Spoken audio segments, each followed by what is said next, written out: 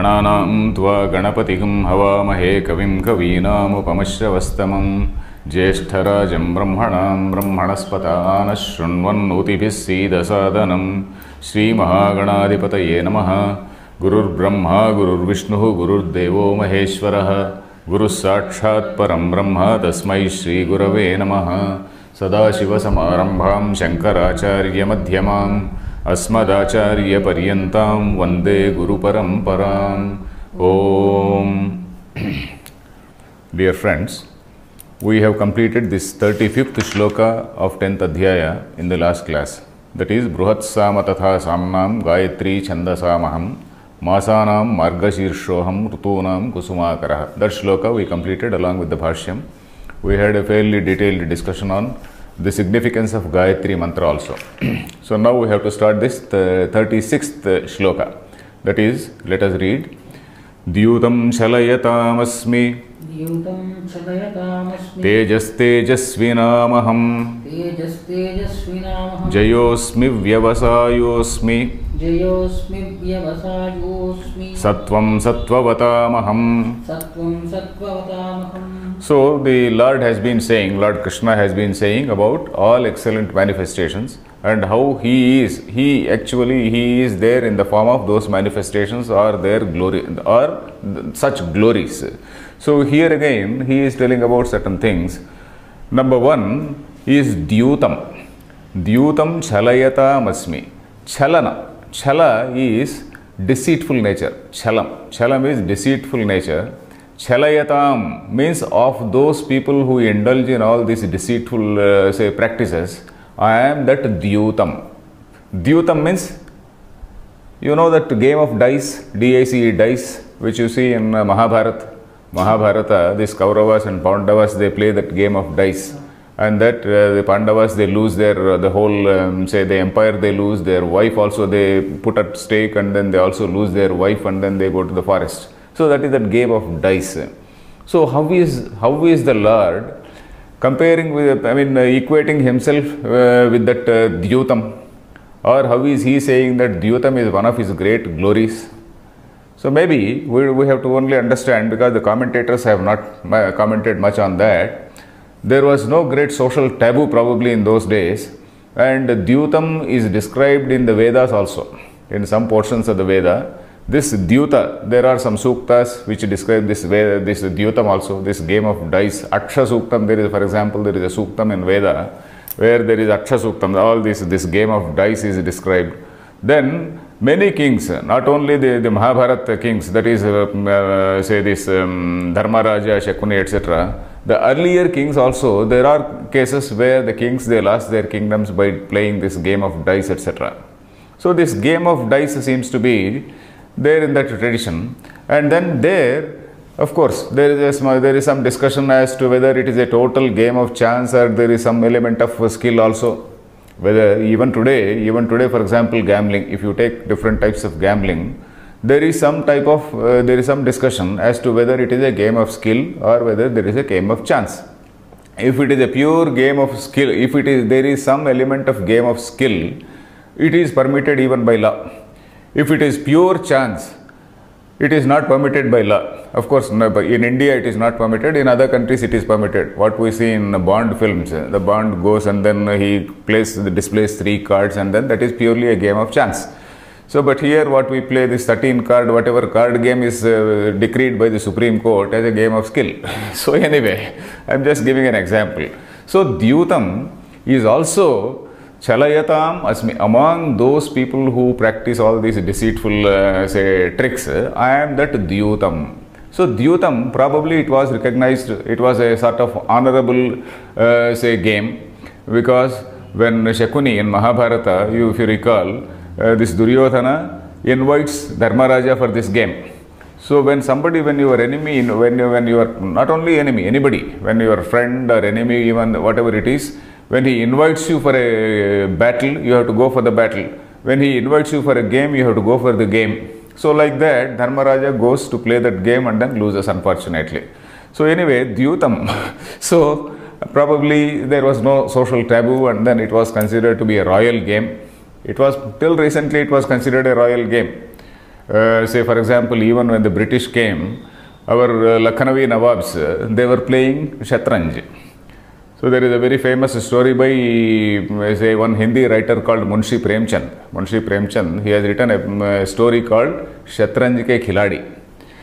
In fact, that story has been filmed also by Satyajit Ray. It is one of the supposedly award-winning movies by Satyajit Ray, Shatranj Ke Khiladi.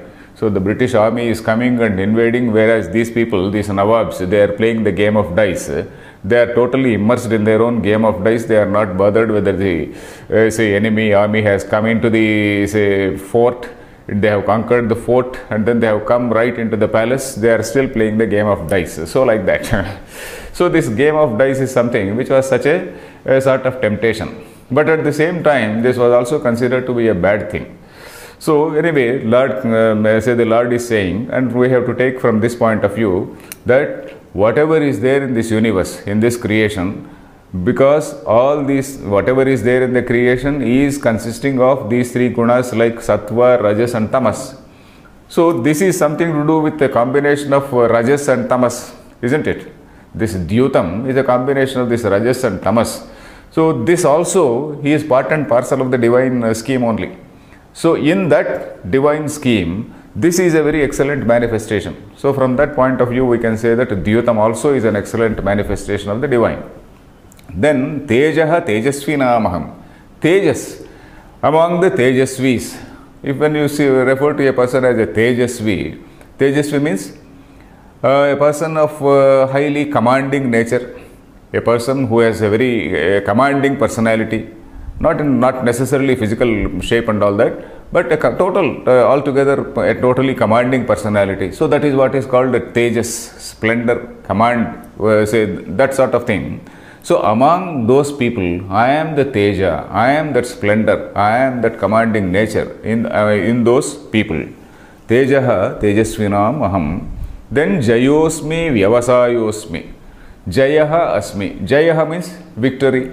I am of the nature of victory in any fight or in a battle or a dispute or an argument, whatever it may be. Then Vyavasayaha asmi. Vyavasayaha means effort.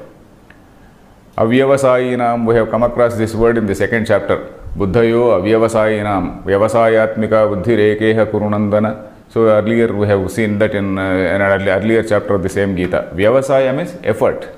Human effort has to be there in all things. Say our people, we usually mistake ourselves that Indians always talk about this karma siddhanta and it's karma siddhanta, etc. But certainly it is not so. Everywhere we say human effort is very much required. Udyamena hi siddhyanti karyani na manorathaihi. Everywhere you take any niti grantha, you take any book of say this vyavahara, it takes human effort is very, very important. Udyamena. Udyamena hi siddhyanti karyani na manorathaihi. If you keep on thinking about it, you will not get all the, you will not get any say benefit. Nahi suptasya simhasya pravishanti mukhe mrugaha.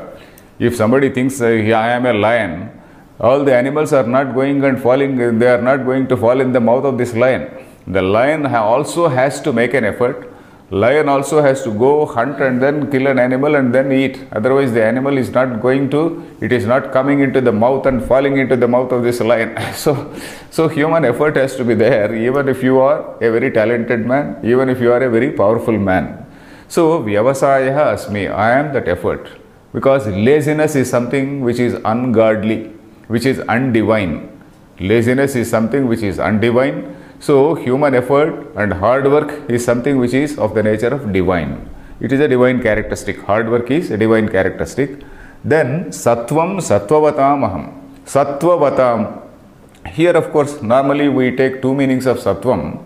One is of course the sattva guna, characteristics associated with the sattva guna. We know what are these characteristics. That is basically a very, very contented, pious, righteous temperament. So that is what is sattva guna we normally think.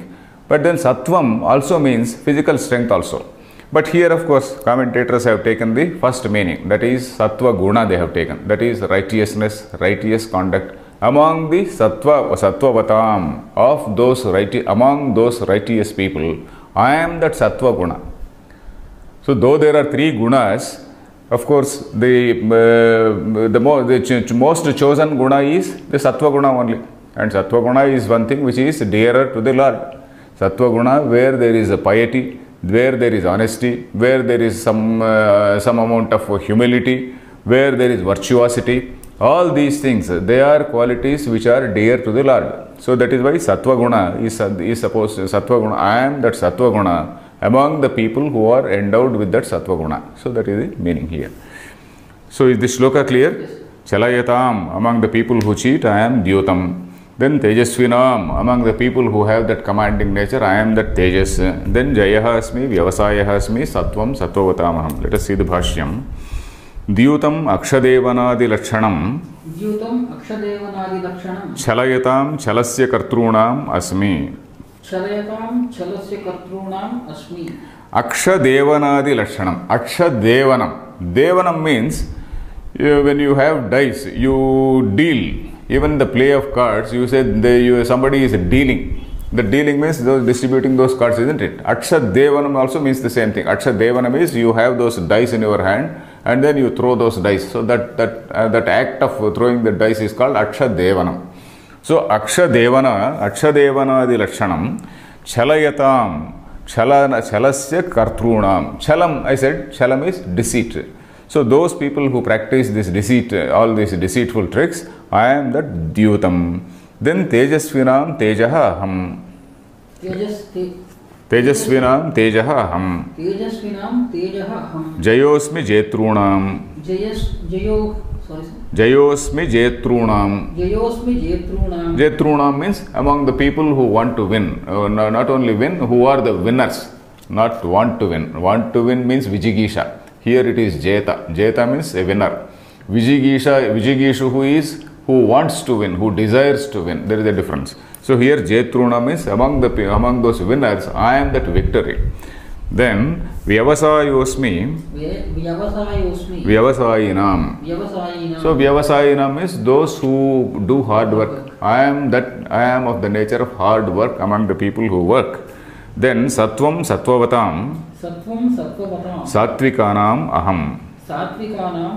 Okay, I am that Sattva Guna among the people endowed with Sattva Guna. Then next shloka. Vrishninam Vasudevosmi. Pandavanam Dhananjayah. Muninam Apyaham Vyasah. Kavinam Ushana Kavihi. So here again, in 4 padas, 4 things are told. Among the Vrishni Vamshajas, he is referring to one particular clan called Vrishni Vamsha. Krishna is said to be belonging to Vrishni Vamsha. Maybe it is one of the sects in that larger group called Yadu, Yadava Kulam. Krishna is supposed to be a Yadava. And then that Yadu Kula, maybe this one particular clan is called Vrishni Vamsha. So that among those Vrishnis, I am the Vasudeva. Vasudeva means the present, incarnation, which the very person who is talking about this is that Vasudeva. Vasudeva, we need not take that absolute philosophical sense here. Vasanti Jaganti Asminniti Vasudeva. We need not take that meaning. We can only take the normal meaning of Vasudevasya Apatyam Vasudeva. That is the son of Vasudeva, that is Vasudeva. So that is Vrishninam. In this particular clan, I am the Vasudeva. Lord Krishna, of course, is a very famous, character we see in both Mahabharata and also in Bhagavatam and several other Puranas. So there is slight difference in the portrayal of Krishna's character in Mahabharata and portrayal of character in Mahabhagavatam, Srimad Bhagavatam. So there, of course, there are more divine leelas which are presented in Bhagavatam. Bhagavatam, it starts right from the childhood of, Sri Krishna, how the very conception of his mother, and then how he was born, under what circumstances, and how he was taken to some other house and raised in some other house. That is a very, very interesting story. And there he is shown as a full-fledged God. But here, of course, he is definitely shown as God. There is no doubt about it, incarnation. But then more as a strategist, more as an advisor, more as a philosopher. Here, of course, more as a political strategist and a philosopher. Not only political strategist, but somebody who is teaching the say ultimate philosophy. So that is, his portrayal is slightly different here. And then there, of course, among the Leelas in Mahabharatam, Bhagavatam, if you take, some of these Leelas are also mistaken by the modern generation. For example, Rasa Leela, Krishna dancing with, say, about 16,000 gopis. That is something which is totally because we have come out of that bhakti, say, frame of mind, and we are now in that critical frame of mind. In olden days, even today in most of this North Indian bhakti tradition, the bhakti tradition says that the, say, jiva is something like a wife or a consort, let us say. Not necessarily wife, he is the partner to that God. So that is the attitude. That is the attitude with which this Mirabai and other people, they sang songs. So that frame of mind is totally diluted now, and then not only diluted, we have come away from that frame of mind, and we are endowed with a critical frame of mind now, or rather cynical frame of mind. Not even critical, but we are now possessing a very cynical frame of mind. So we can't appreciate that particular level of bhakti. So sometimes that is mistaken, because the person considering himself as the consort of the Supreme. So that is something which is, it is of course there in other religions also. It is there in other religions also. If you take the oath which nuns take in Christianity, a nun takes oath that she is the bride of Christ. Do you know that? There are so many nuns, millions and millions of nuns may be there. All those people, they take oath that they are the brides of Christ. So in that sense, the 16,000 gopikas also have to be understood in that sense. But unfortunately, we don't know about their, say, what is there in the other tradition also. And we mistake our own tradition as something which is obnoxious. Somebody who is dancing with 16,000 women is a womanizer. So all these things are unfortunately wrongly interpreted by our communist writers today in India. It is very, very unfortunate that there is a large flock of communist writers who are in India to destroy our Indian tradition. So we have to come out of those say stupid interpretations, and we have to see what is the real interpretation. So anyway, there is a slight difference in the portrayal of Krishna in Mahabharata and also in the Bhagavata. So that is the character Vasudeva here. Then Pandavanam Dhananjaya. We need not explain, because Pandavanam, among the Pandavas, I am Dhananjaya. Dhananjaya is Arjuna only. Arjuna, who is the listener here. Why is Arjuna important? Because Dharmaraja is somebody who is already well versed in all the dharmas, and then who has no confusion about the battle. Then Bhima is somebody, Bhima, Nakula and Sahadeva, they are people who just obey whatever Dharmaraja says. Arjuna is one person who thinks. Arjuna is also a very great warrior, and Arjuna is one who thinks and who wants to be convinced. When he is asked to fight somebody, he has to be morally convinced about it. He has to be convinced about the morality of what he is doing. So that is why Arjuna is a thinking person. That is one thing we can say. Another thing also is, both Krishna and Arjuna, they are supposed to be again reincarnation of two sages, Nara and Narayana. Have you heard about this? There were two sages called Nara and Narayana, who were again Vishnuvamsa Sambhuta. Vishnuvamsa Sambhuta means the Lord Vishnu himself has taken, he took birth as two sages. That is Nara and Narayana. And those Nara and Narayana, in the next birth, they take, in the next birth only, they are born as, Nara is born as Arjuna, Narayana is born as Vasudeva, that is Krishna. So that is the link between them. So they are, Nara Narayana is the human being, that archetypal human being represented by Arjuna, and the divine represented by Narayana or Krishna. So that is how we have to understand this Krishna and Arjuna relationship. So that is why among the say Vrishnis I am Vasudeva, and among the Pandavas I am Dhananjaya.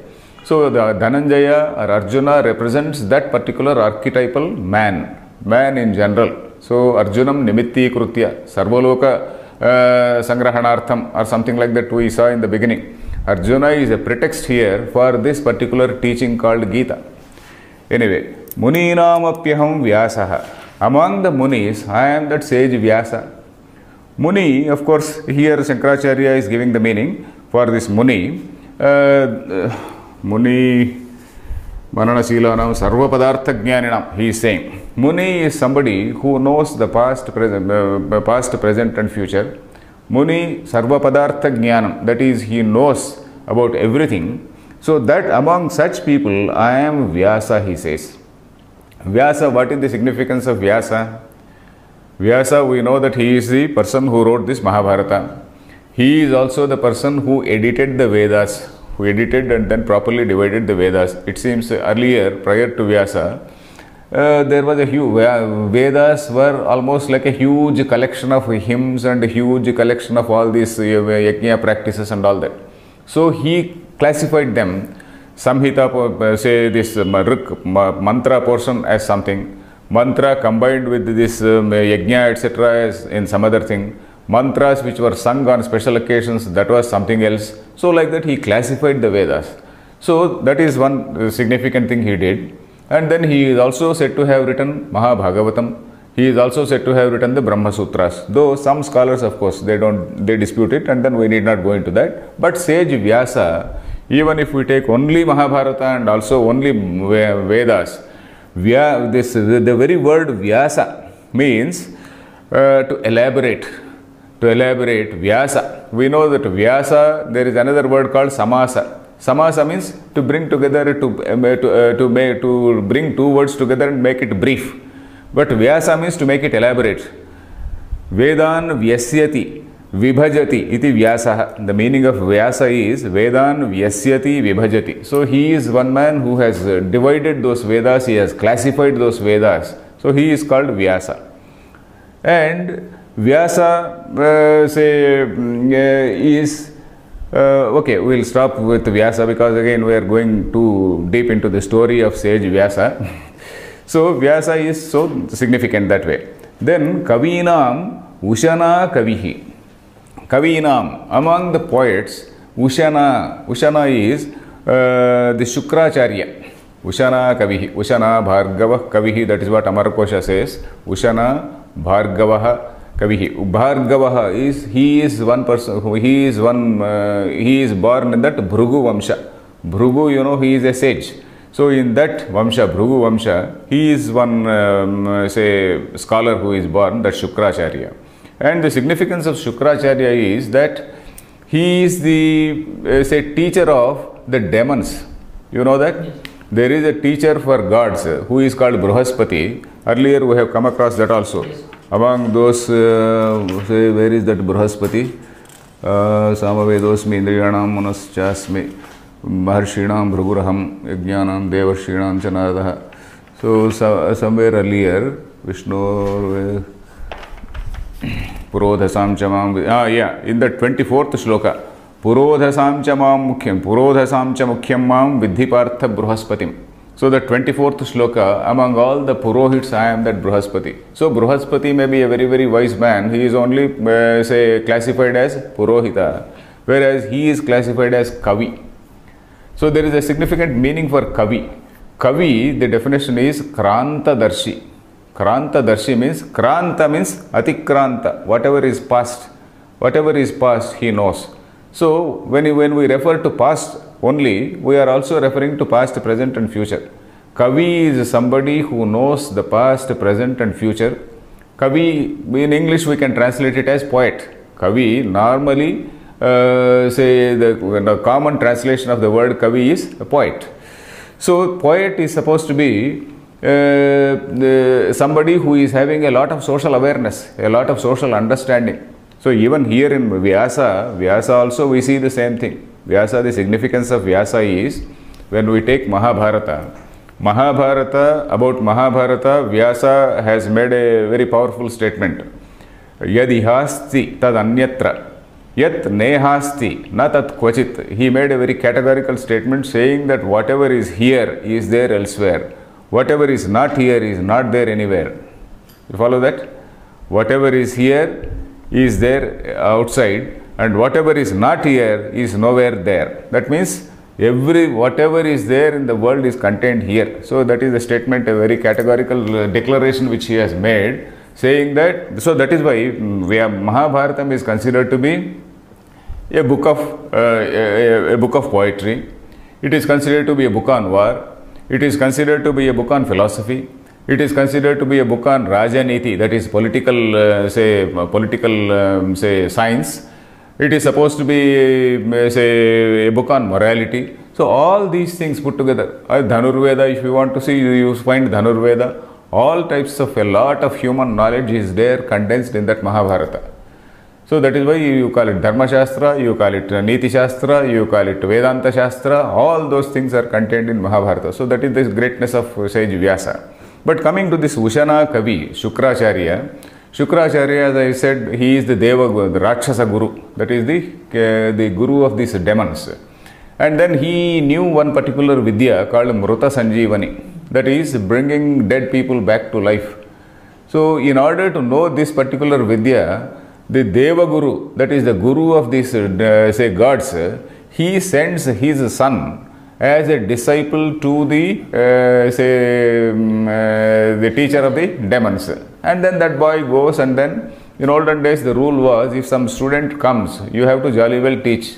If some eligible student comes, you have to jolly well teach, otherwise you will accrue sin. So this fellow has no option but to teach, so he teaches. So like that, so Kavi, Ushana Kavihi. So this Kavi, the meaning of the word Kavi is, he is the one who knows the past, present and future. Because otherwise, a poet, even in ordinary sense, if we take, a poet who is simply a dreamer and who is writing some useless poems, his poetry is forgotten in no time. And if that poetry has some content, if it has something to do with human life, it will have some life. That poetry also will have some life. So that is why even in English language, if we see, poetry is supposed to be an imitation of life. Art in general, not only poetry, art in general is supposed to be an imitation of life. Of course, this is a very old theory starting from Aristotle. When we read literature long ago, we were told Aristotle is supposed to have told one theory called mimetic theory of art. That is, poetry is an imitation of life. And then this thing, the intention of this poetry is to purify human emotions. To purify human emotions, purging of bad things, purging of bad emotions. And that is what is called the cathartic effect of art, cathartic effect. So in our literature also, if we see, in our tradition also, if we see, Kavyam is supposed to elaborate the meaning of the Veda. Whatever is there in the Veda, Kavyam is supposed to elaborate in a very friendly manner. Not even friendly, lovely manner, let us say. There are three levels of teaching. One is teaching like a parent to child. That is one level of teaching, that is Veda, etc. they teach. Then Puranas, friend to friend. That is the second level of teaching. Then Kavya, that is poetry, like a lover teaching a lover. So this is that Kanta Sammitataya Upadesha Yuje. So the definition of poetry is like that. Kavyam Yashase Arthakrute Vyavahara Vide Shivetara Kshataye. All those things are there, all these definitions are there about Kavya. A Kavya is there which will get you fame. Because if you read a Kavya and if you understand the content of the import of that Kavyam, you will become famous. Arthakrute, you will also become very competent in your day-to-day activities. Vyavahara Vide, in social Vyavahara, in social conduct, you will be enriched by the knowledge of this Kavya. Then Shivetara Kshataye, all bad things will be avoided, all bad things which will come to you, they will be avoided. Then another important thing is Sadhyaha Paranirurtaye. Kavyam is of such nature that it will engross you, and then it will give you so much of, it will dip you or it will drown you in ananda, that is bliss. It will drown you in bliss, you will be so blissful. So if you read a good Kavyam, even if it is a tragedy, if it is a Shakespearean tragedy, whatever it is, that will give you so much of contentment, that will give you so much of enrichment, or you will feel really enriched after you read that. So that is what is called Sadhyaha Paranirvurtaye Kanta Sammitataya Upadesha Yuje. Like a lady love coming and teaching you, like your girlfriend coming and teaching you. This teaching is of that type. So the teaching is not like that of a boss to a subordinate or a parent to child, but it is something like a lover to a lover. So that is the speciality of this kavyam. So anyway, this among those poets, he is this Ushana Kavihi. So he is, or Shukracharya also has written some more books called Shukraniti. Shukraniti is a very famous book. That book is also available. Shukraniti is also available. So this is about this shloka. Let us see the Bhashyam. Vrishninam Vasudevosmi. Vrishninam Vasudevosmi. Ayameva aham tvat sakha. Ayameva aham tvat sakha. So Vasudevosmi, I am that Vasudeva. Ayameva aham, that is, I am that person. Ayameva that person, I only am that person. So that is the meaning. I am that person. Tvat sakha, that is your friend. Your friend, I am that same Vasudeva. Then Pandavanam Dhananjayaha. Pandavanam Dhananjayaha. Tvameva. You are that Dhananjaya. You are also one of the vibhutis of the divine. Then Muninam. Manana Shilanam. Sarva Padartha Jnaninam. Api Aham Vyasaha.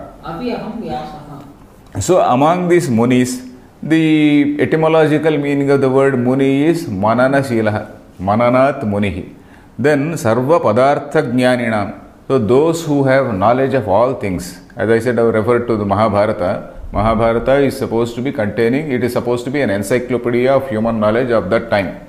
It is having Rajaniti, it is also having Moksha Dharma Parva, Raja Dharma Parva, and so many things are there in this thing.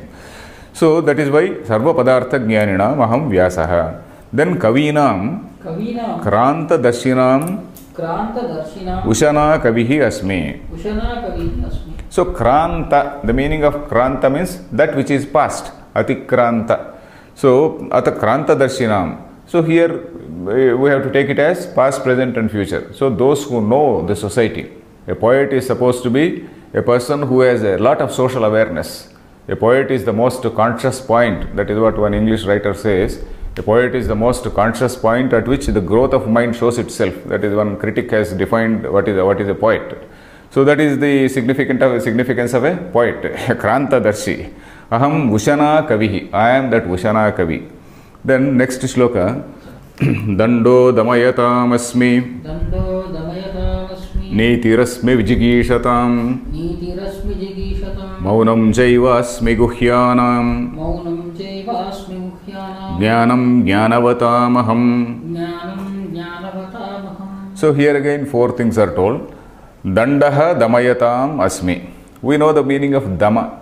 Dama in Vedanta we refer it to Antarindriya Nigraha. There it is a question of self-restraint. Here of course it is not self-restraint, it is restraining others. Damanam. Damanam is, in English meaning is dominate. Sanskrita Damana is English dominate. So probably they are connected words. So I am that Danda Damayatam. Damanam, Damana Karanam. That is, I am among the people who say control others. Among the people who control others means here of course we are talking about controlling the society, controlling the whole society. So among those things, I am this Danda. Danda means Danda Niti. That is criminal law, criminal jurisprudence or criminal justice, whatever you want to call.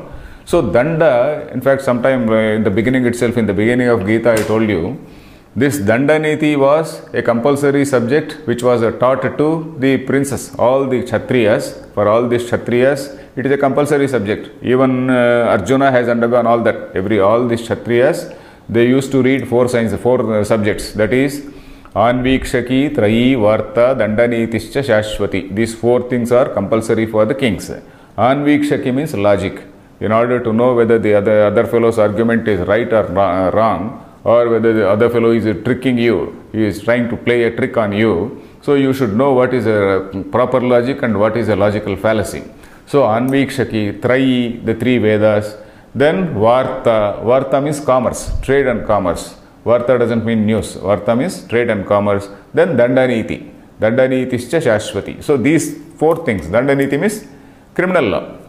Justice, law and justice. So this dandaha damayatam asmi. So the significance of danda is there in every smruti. You take any smruti, there are well-known smrutis, we know. There is what is called Manusmruti, Parashara Smruti, then Narada Smruti and various are the Yajnavalkya Smruti and so many Smrutis. You take any Smruti, there is one particular chapter on this Vyavahara. Vyavahara means social transaction, criminal law.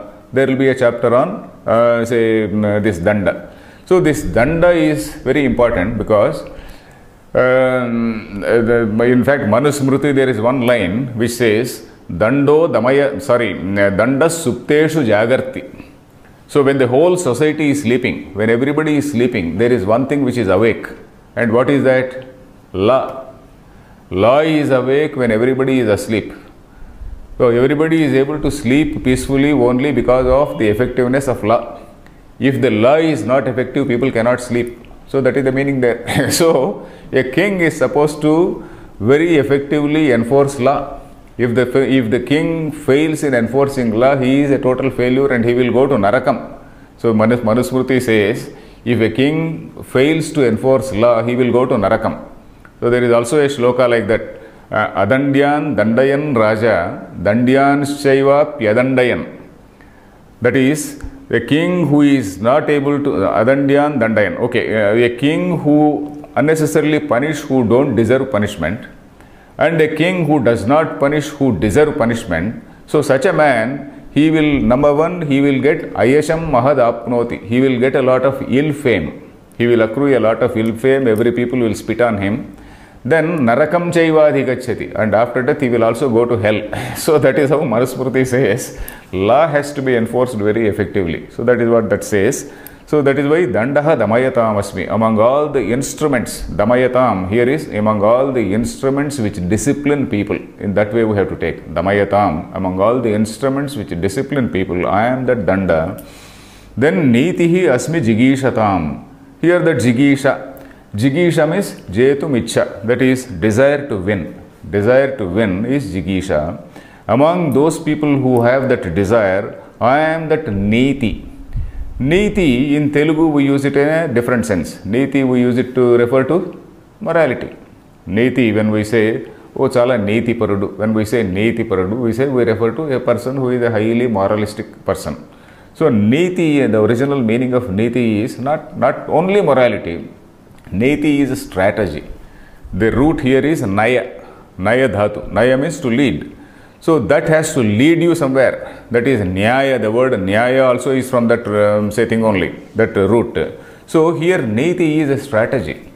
When you want to win, you need a strategy. Suppose you are preparing for something. If it is whether it is an examination or whether it is a war or whatever it is, you need a strategy. Two words are told. There is a larger strategy and there is what is called tactics. There are two words which we come across, strategy and tactics. Strategy is on a larger scale. Tactics, when you go into detail and then work out all small details, they are called tactics. So this strategy and tactics are what are referred to here. Nitihi asmi jigishatam. Among those people who desire to win, I am that niti, I am that strategy. Then maunam chaiva asmi guhyanam. Guhyanam. Guhyam we know. Guhyam is Gopaniyam. We have come across this Paramam, Guhyam, Sanatanam. We have come across that. So Guhyam, here again two meanings are given. That is one, that is Gopaniyam. For if you want to keep anything secret, then what is it we are supposed to do? We have to only shut your mouth, isn't it? So that is what is Maunam. So that is one meaning. Maunam chaivasmi Guhyanam. I am that Maunam Guhyanam. Among all those things which have to be kept secret, I am that Maunam. Then the other meaning is, here Anandagiri writes, Vacham yamatvam athava chaturthashrama vrittihi. Chaturthashrama vritti is, that is, a person who takes up sannyasa and then he becomes a muni. That is Maunam. So that is the philosophical sense. One is a normal sense of keeping one's mouth shut. The second meaning is that philosophical sense of Maunam. Mananat munihi. So the man, he keeps quiet and then contemplates on Brahman. So that type of chaturthashrama vritti, that is sannyasa vritti.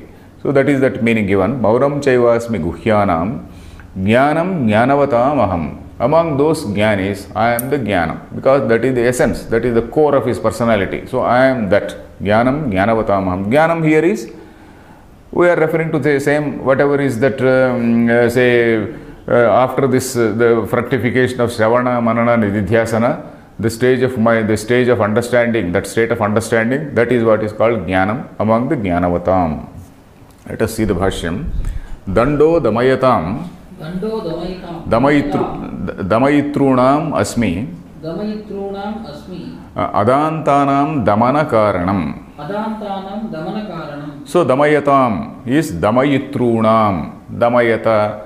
Damayitri, Damayan, Damayita, Damayitrunam. Damayitrunam means that is among the instruments of disciplining, among the instruments of discipline, or among the persons, whatever. Here, of course, we are not referring to a person, we are referring to a personification.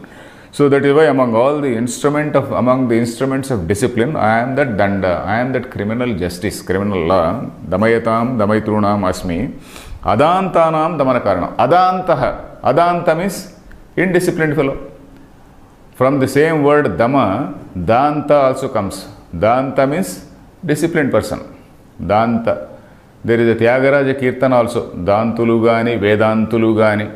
So, Shantamuleka, Saukyamuledu, Dantulugani, Vedantulugani, something like that is there. So, Danta is one who is having self-discipline. So, Adanta is one who is not disciplined. We are now, of course, in this context, we are not talking about self-discipline. So, here we are referring to a person who is an unruly fellow, and indisciplined fellow, then a sort of unbridled, indisciplined fellow. We are referring to that. Adantanam Damana Karanam. Damana means to control them. Damana is dominate, to control. Say Damana Karanam. Then Niti Rasmi. Jigishatam. Jetum Ichchatam. So meaning of Jigishatam is Jetum Ichchatam. Those who want to win, I am that Niti, I am that strategy. So if you want to win, you have to have a strategy. Then Maunam Chaivasmi Guhyanam. Maunam Chaivasmi Guhyanam. Gopyanam. Okay, that is among those things which have to be protected, I am that Maunam. In the Maunam is the way in which you have to protect a secret. Then Jnanam Jnanavatamaham. I am that Jnanam among the Jnanis. So of course Shankaracharya has given only one meaning for Maunam, whereas Anandagiri has given two meanings. Maunam, Vacham Yamatvam. Vacham Yamatvam is no closing our mouth, no keeping the mouth shut. Athava Chaturthashrama Vrittihi, he says. Even Madhusudana Saraswati also has given two meanings. Anyway, let us see the next shloka. No, there is no more line here. Jnanam Jnanavatamaham. Okay. The next slokam. Yachapi sarvabhutanam. Bijam tadaham Arjuna. Na tadasti vina yat syat. Maya bhutam characharam. So here again he says, Yat chapi sarvabhutanam bijam tat aham. Whatever is that sarvabhutanam bijam, for all the beings, sarvabhutanam means of all the beings, bijam. Bijam is the seed. Yat chapi sarvabhutanam bijam. Whatever is that bijam, whatever you call that bijam for all the beings, tat aham. That I am. Hey Arjuna. Hey Arjuna is Sambodhana. I am the bijam, I am the root, or I am the cause for all the beings. Then the next line, na tadasti vina yat syat maya bhutam characharam. So here again the connection you have to slowly note. Maybe in your book that he has given Pratipadartham, you will have no confusion. But where that Pratipadartham is not there, the connection is like this. Maya vina. Na tadasti vina yat syat maya bhutam characharam. Small words are connected. You have to see the connection. Maya vina, that is without me. Then yat syat na tadasti, that is without me there is nothing which exists. Or we can just interpret in English as it exists in Sanskrit. Sometimes it so happens that the Sanskrit lines can be straight away translated into English in the same order. It is something surprising. So I will tell you. Na tadasti, there is no such thing. Vina yat syat maya, which can exist without me. There is no such thing which can exist without me. Vina yat syat maya. That is maya vina yat syat. That which can exist without me. Na tadasti, there is no such thing. Bhutam. Bhutam is a being. Chara charam. Chara charam, may it be chara, may it be achara. May it be sentient, may it be insentient. Charam and acharam, we can also mean stavara jangama. And then we can also mean sentient and insentient, because insentient also is part of this creation only. So that is the reason. So here the second line is na tadasti, there is no such thing. Vina yat syat maya, that which can exist without me. Bhutam characharam, a being which can be sentient or insentient. So that is the general meaning. So here, of course, what is he referring to when he says bijam? Here we have to see what say the Madhusudana Saraswati gives a good meaning for that. Shankaracharya has not given, he has simply explained that bijam praroha karanam. Madhusudana Saraswati goes into slightly more details. He says, Sarvabhutanam praroha karanam bijam tan mayopadhikam chaitanyam ahameva. So that bijam, when he explains that word bijam, he is saying, I am that mayopadhikam chaitanyam. What is the bijam, or what is the root cause for the whole universe? The root cause for the whole universe is that mayopadhikam chaitanyam. Maya is that there is a chaitanya vishishta. Maya is also having that upadhi. Maya is an upadhi. Mayopadhikam chaitanyam. Chaitanyam is having maya as upadhi, isn't it? So in that thing only all this creation manifests. And again, how do these things manifest? These things manifest according to their karma phala. According to the karma which they have done in a particular kalpa, so they are created. Again, when there is a dissolution and when all the beings go back into the same pralaya, then again next creation also takes place. Next creation till that next creation takes place, all these bijas, all these beings, they will be in that bijavastha. Bijavastha means in some sort of seed form, and with all their baggage of karma. And when there is a next creation, according to their baggage of karma, they are created. So that goes on and on and on as per an eternal cycle until a person gets self-knowledge and gets liberated. So these millions and millions and millions of people are beings rather, one by one, slowly and slowly, they need lot many Vedanta lessons to get liberated. If they want to merge in this infinite, if they want to get liberated from this cycle of samsara, they want so many lessons they require so many lessons in philosophy, isn't it? Vedanta. Otherwise, it is an eternal cycle which goes on and on. So that is what is the thing here. We have to note here. Nata dasti vina yat syat maya. That is, that which can exist without me. Means that Chaitanyam is only, it is pervading in everything. That is all pervading Chaitanyam, which is giving the name and form to all these beings. So that is the meaning here. That is this. We know that famous shloka of Vidyaranya Muni. What is that shloka? Asti bhati priyam rupam namachet yamsha panchakam. We know that famous shloka. There are 5 things. That is asti bhati priyam. That is existence, consciousness, bliss. So these 3 things plus name and form, nama rupam. So this name and form belong to all these created things. And for all these names and forms, this asti bhati priyam is that Brahma component. Asti bhati priyam, adhyatrayam brahma rupam. The first 3, that is asti bhati priyam, that is existence, consciousness and bliss, they are the Brahma rupa. Then jagad rupam tatodvayam, that is name and form, they are the jagad rupa. So that is the famous shloka of Vidyaranya Muni. So that is what he means here. That is, there is nothing which exists without me. So that is all these names and forms, they are just names and forms, but then their existence, consciousness and happiness are me only. So that is what it means. Let us see the Bhashyam. Is the shloka clear? Where is this Dandaha? Yachapi sarvabhutanam bijam praroha karanam tat aham Arjuna. So for this word bijam, Shankaracharya has simply said praroha karanam. That is the cause for praroha. Praroha means sprouting. coming into life. Praroha Karanam. Tat aham Arjuna. I am that Bijam. So Bijam, of course, in the Vedantic context, very, very clearly it refers to this Maya, say Mayopadikam Chaitanyam. Tad aham Arjuna. Then Prakarana Upasamharartham Vibhuti Samkshepamaha.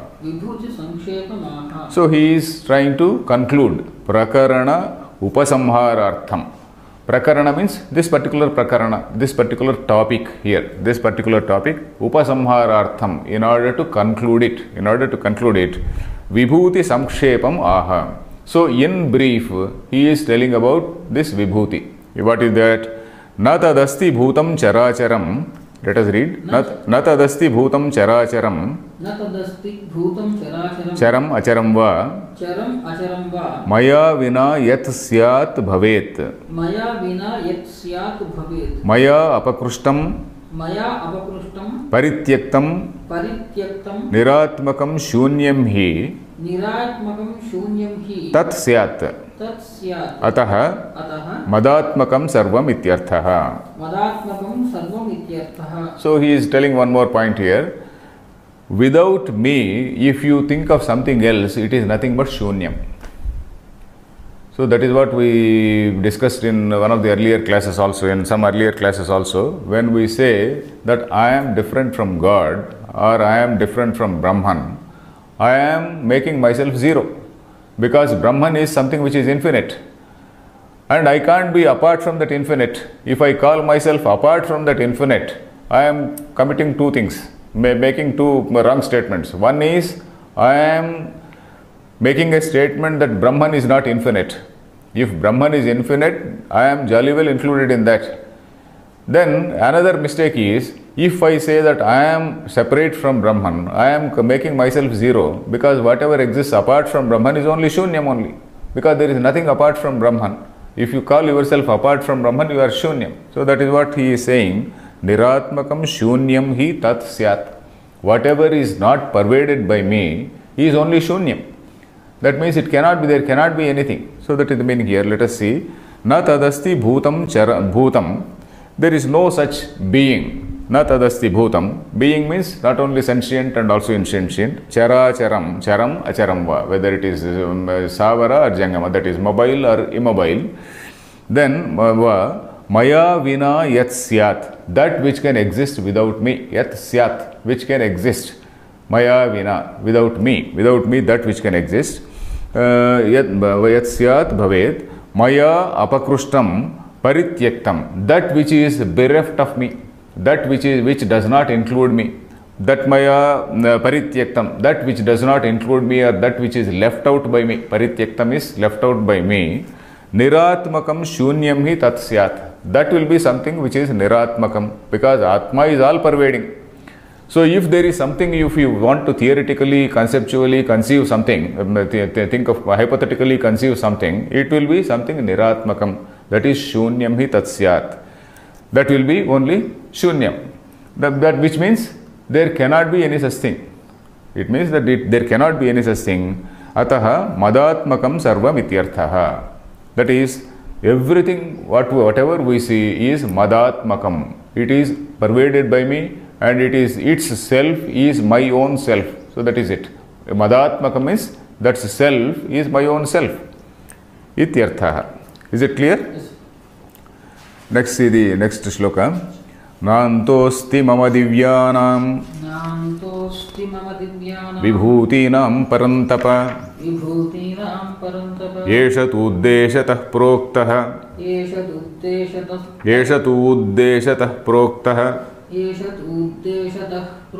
vibhuter vistaro maya.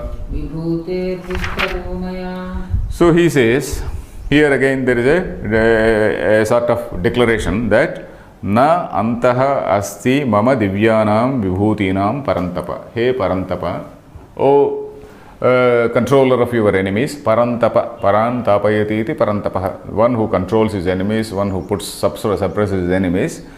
Mama divyanam vibhutinam na antaha asti. Na antaha asti. There is no end. Na antaha asti. There is no end. Mama divyanam vibhutinam. For my divine glories. or divine manifestations. Divine, manifestation only. For my divine manifestations. This line also is another line where the English Sanskrit syntax is just coinciding with the English syntax also. Na antaha asti mama divyanam vibhutinam parantapa, he parantapa. Then yesha tu, but yet, tu here, not on the other hand, but yet, yesha uddeshataha proktaha. Tu and uddeshataha. Tu uddeshataha. Yesha tu uddeshataha. Tu plus uddeshataha. Uddeshataha means just to indicate, by way of indication. Uddesha. That is just by way of indication. Yesha proktaha. Proktaha means it has been told. Uktaha. Pra plus uktaha proktaha. That which has been told.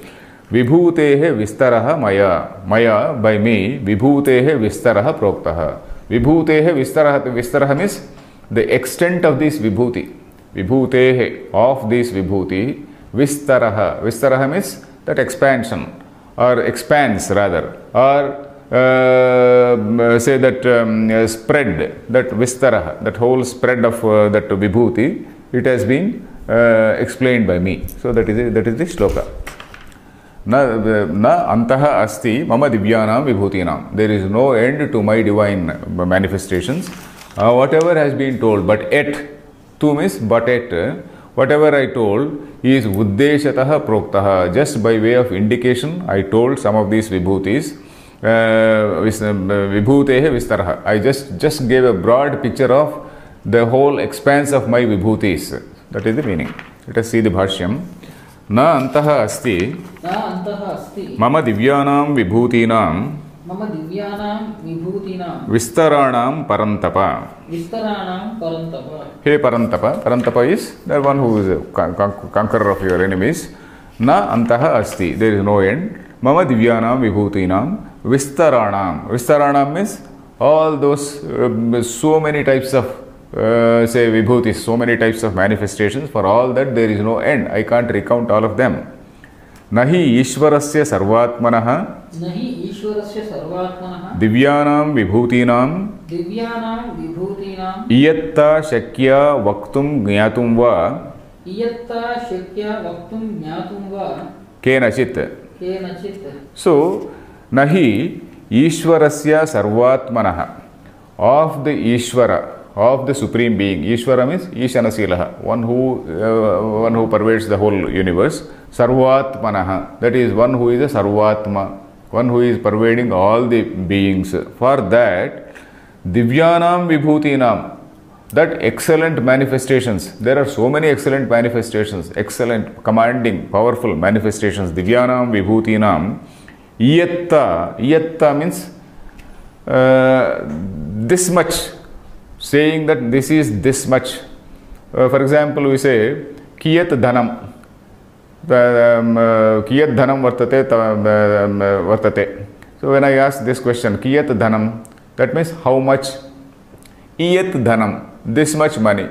So Iyat means this much. Kiyat means how much. Iyatta means to say this much. So saying that this is this much. So nobody can say this much. Nobody can quantify. In other words, nobody can quantify iyatta. Iyatta means that is, nobody can say this much. Only this much is his glory, not beyond that. So nobody can say that. This vibhutinam iyatta na shakya vaktum gyatum va kenachit. Kenachit means by anybody. Na shakya vaktum gyatam va. Either to tell or to know. Vaktum means to say. Gyatum means to know. Vaktum gyatum va na shakya. It is not possible.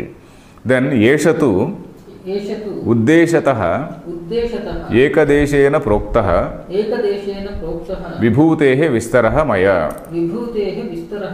Yeshatu, but still uddeshataha means ekadeshena. Ekadesha means only a part of it. When you refer to a whole book or something like that, ekadesha means only a part. Only a part of it has been told. So that is Ekadesha. For example, even in Bhashyam, sometimes we get this word Ekadesha. We come across a fellow called Ekadeshavadi. So he broadly accepts the general doctrine, but on some small point he has his own opinion. So that is Ekadeshavadi. That is, on that particular point he has a different opinion. Ekadesha. So on a particular point he has an opinion. So like that, here where is it? Yeshatu Ekadeshena Proktaha. Uddeshataha Ekadeshena Proktaha. Only a bit of it has been told, only a part of it has been told, because we also know this famous line from Purusha Sukta. Pados Yavishwa Bhutani Tripadas Yamrutam Devi. We know every day when you recite this Purusha Sukta, you say that. So all the things, what all you see in the world is only a small part. Padaha, Pados Yavishwa Bhutani, when you say that, it is only a part. It does not mean exactly 1/4. We should not take it as when the Sukta says Sahasra Shirusha Purusha. As a child I used to think that God is something who is having 1,000 heads. So we should not think like that. Sahasra means Ananta, that is infinite. So like that, Pada should not be taken as exactly 1/4. Pada should be taken as a small part. Padosya Vishwabhutani Tripadasya Amrutam Divi. So only a small part is shown here. So that is how we have to take. Yeshatu, that means again we should not fall into the trap that God is having some parts and then a small part is shown here. God again is partless. That infinite Chaitanya is partless. So in that Maya Vachina Chaitanya only we can think of some parts, etc. So anyway, Yeshatu Uddeshataha Proktaha Vibhutehe Vistaraha Maya. Vibhutehe Vistaraha means the spread of my Vibhutis has been very briefly indicated to you. So we'll see in the next class. Next class I think we'll complete this thing, and also whatever is the time we will we'll do the summary of this chapter. Om Purnamadah Purnamidam Purnat Purnamudachyate Purnasya Purnamadaya Purnameva Vasishyate. Om Shanti Shanti Shantihi.